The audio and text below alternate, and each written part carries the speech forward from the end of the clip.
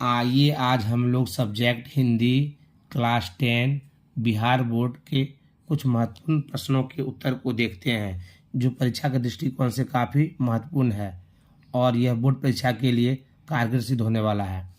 सेन साहब, मदन, कासू और गिरधर का चित्रण करें। ये पहला प्रश्न है। इसका आंसर, ये तीनों ही 20 के दांत शीर्षक पाठ के प्रमुख पात्र हैं। सेन साहब के बारे में बताया जा रहा है। यह एक अमीर व्यक्ति है। इनमें लिंग भेद जैसे कुसंस्कार छुपे हैं, साथ ही ये गरीब पर अत्याचार भी करते हैं। मदन गिरधर का बेटा है जो एक निर्भीक लड़का है, इसलिए वह अपने आत्मसम्मान के लिए कासू से लड़ जाता है। कासू सेन साहब का बिगड़ा हुआ लड़का है जो घर के नियम के साथ अपने जीवन के नियमों में भी अपवाद है। गिरधर सेन साहब की फैक्ट्री में किरानी है जो काफ़ी परिश्रमी एवं विनम्र स्वभाव का है। वह हमेशा स्वाभिमान से जीवन जीता है। अगला प्रश्न, समस्त भूमंडल में सर्वविध संपदा और प्राकृतिक सौंदर्य से परिपूर्ण देश भारत है। लेखक ने ऐसा क्यों कहा? आंसर, मैक्स मूलर के अनुसार भारत सर्वविध संपदा एवं प्राकृतिक सौंदर्य से परिपूर्ण देश है क्योंकि यहाँ बड़ी से बड़ी समस्याओं का समाधान आसानी से ढूंढ लिया जाता है।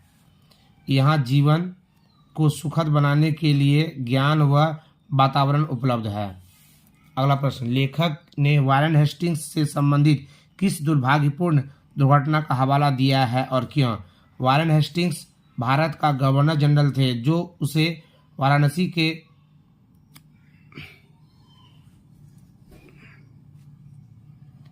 आइए फिर से देखते हैं। जब वारेन हेस्टिंग्स भारत का गवर्नर जनरल थे तो उसे वाराणसी के पास 172 दारिस नामक सोने के सिक्के से भरा घड़ा मिला।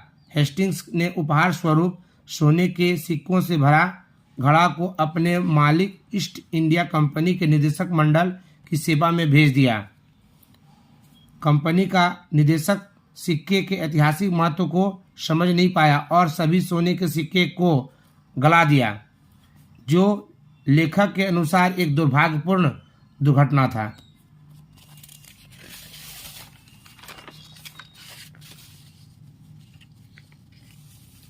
अगला प्रश्न है लेखक द्वारा नाखूनों को अस्त्र के रूप में देखना कहां तक संगत है? आंसर, मनुष्य जब जंगली था उस समय आत्मरक्षा और भोजन के लिए नाखूनों की जरूरत थी। मनुष्य जब जंगली था उस समय आत्मरक्षा और भोजन के लिए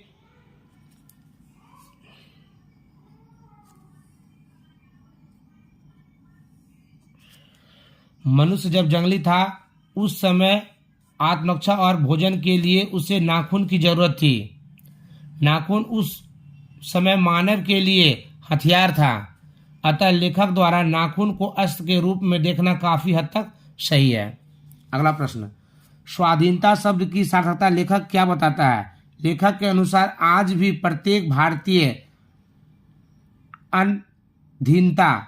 अधीनता के रूप में सोचकर स्वाधीनता के रूप में सोचते हैं। स्वाधीनता का अर्थ है आत्मनियंत्रण एवं आत्मशासन। अगला प्रश्न, नागरी लिपि कब एक सार्वदेशिक लिपि थी?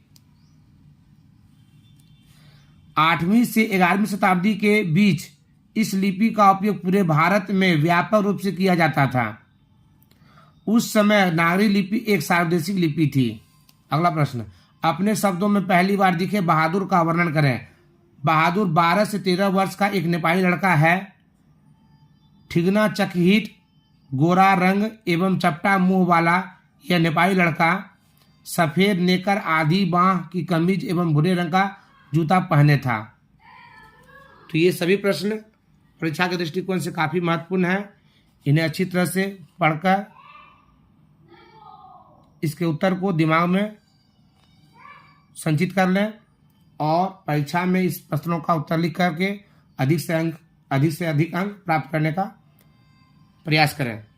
यदि ये वीडियो अच्छा लगे तो इस चैनल को सब्सक्राइब करें और इस वीडियो को अधिक से अधिक लाइक करें, अपने मित्रों तक शेयर करें और यदि अच्छा नहीं लगे तो इसे डिसलाइक करें। जय हिंद, जय भारत, हर हर महादेव, ओम नमः शिवाय।